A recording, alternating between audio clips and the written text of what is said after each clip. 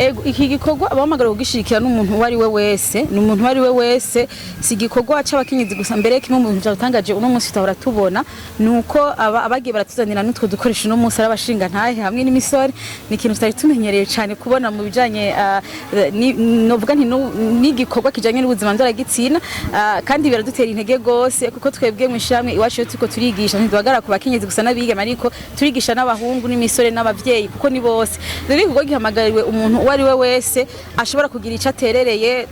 twavuze yuko tuko turegeranya ibikoresho byose bishoboka haba novuga ntibuga butambara tujya bambara abagata tujya bambara bakamesa amasabuni novuga nti amasouvetement si ntazina mu kirundi ndarifitiye murantunga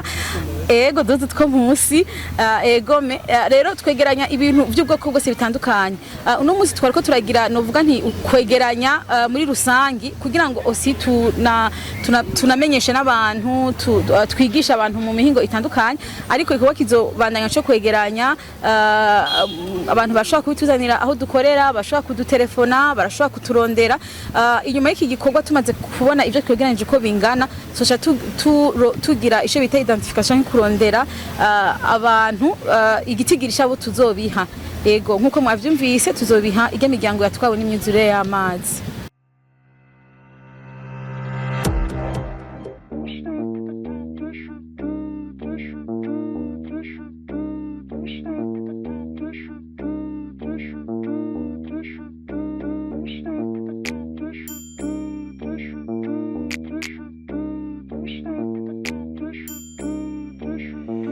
Hey, yo, God, this is crazy.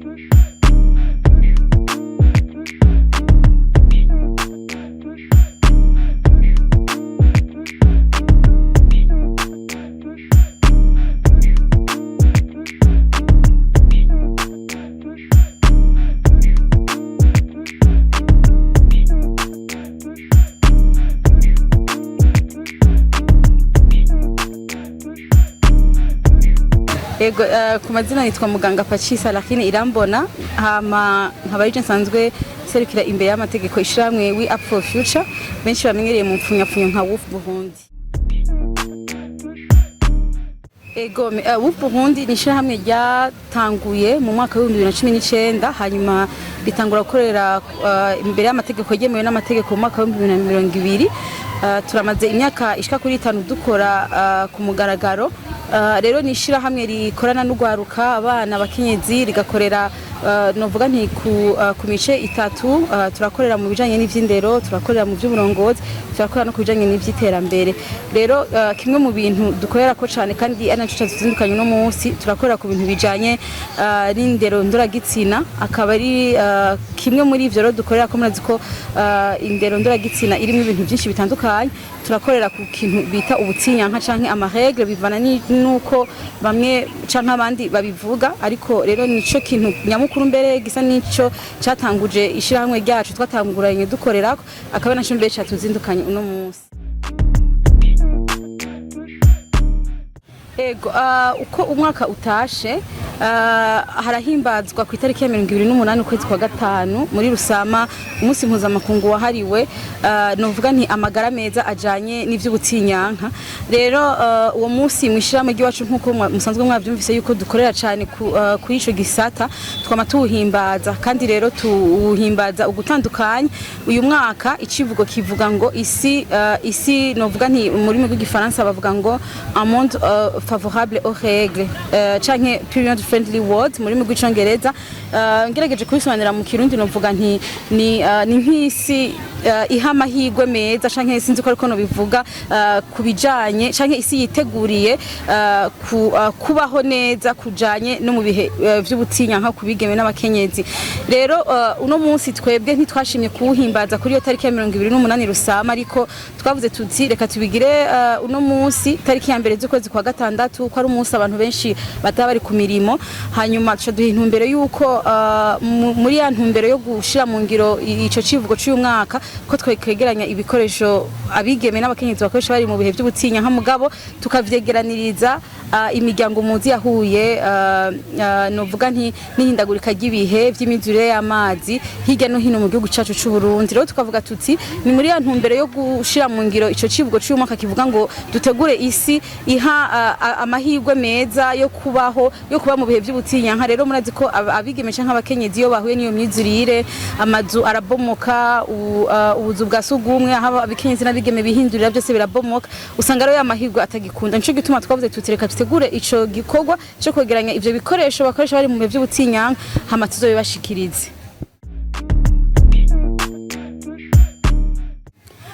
Novuga nti urugero novuga nti ntirushimishije rwose, ariko sinovuga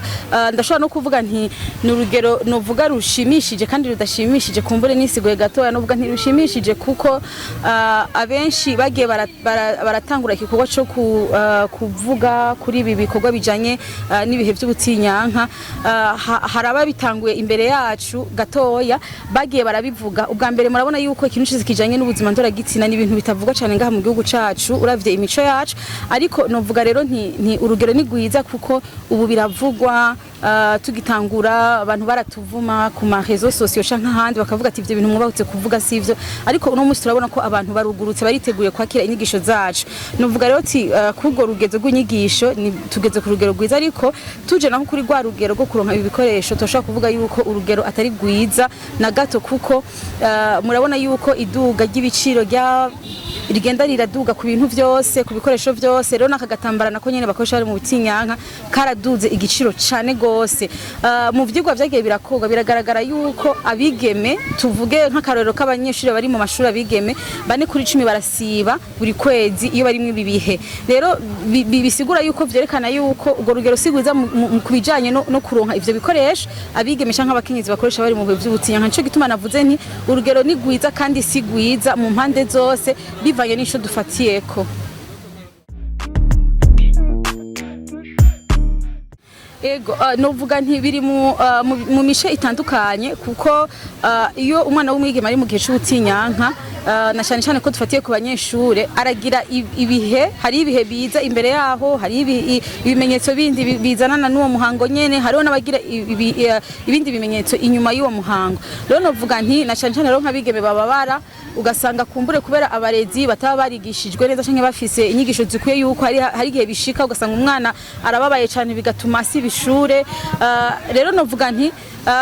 biri mu mice myinshi. Hariho abana babigeme basiba ku ishuri kubera baba bafise ububabare budasanzwe cyane butotuma bashobora no gutambuka ngo bashike ku ishuri. Hariho n'abandi basiba kubera bataba baronse ico gikoresho. Rero novuga nti biri mu bice bibiri. Hariho n'abandi baja ku ishuri bakabonera amaraso ku ishuri bagaca bataha kuba bataba bavyiteguriye ngo bagendane ivyo bikoresho. Rero novuga nti kuba hatari ubumenyi bukwiye no kuba tudashobora kuronka ivyo bikoresho vyoroshe, byose biri mu ntambamizi ituma abana babigeme basiba mu mashuri no munsi iyo bari mu muhango. Iki gikorwa abamagara kugishirikira n'umuntu wari we wese, n'umuntu wari we wese, si gikorwa c'abakenyezi gusa. Mbere kimwe mu bintu byatangaje uno munsi tutahora tubona nuko abagiye baratuzanira n'utwo dukoresho no munsi arabashinga ntahe hamwe n'imisore. Ni ikintu tutari tumenyereye cyane kubona mu bijanye novuga nti n'igikorwa kijanye n'ubuzima ndoragitsina,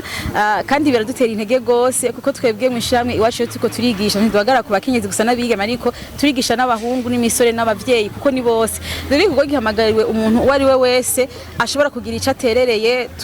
Twavuze yuko tuko turegeranya ibikoresho byose bishoboka, haba novuga ntibuga butambara tuga bambara abagata, tuga bambara abakamesa, amasabuni,